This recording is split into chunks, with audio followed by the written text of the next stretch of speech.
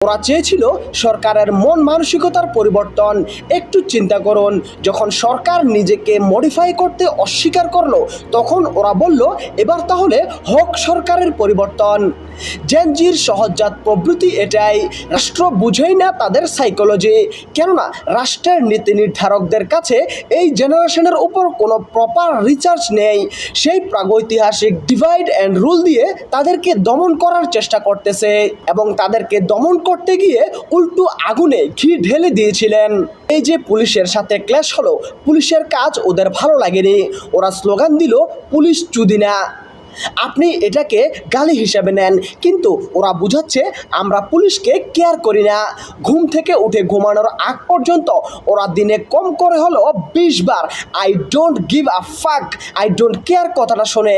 তারাই স্রেফ বাংলা অনুবাদ এটা। এই গালি ওদের রাগ ক্রোধ বুঝানোর ভাষা।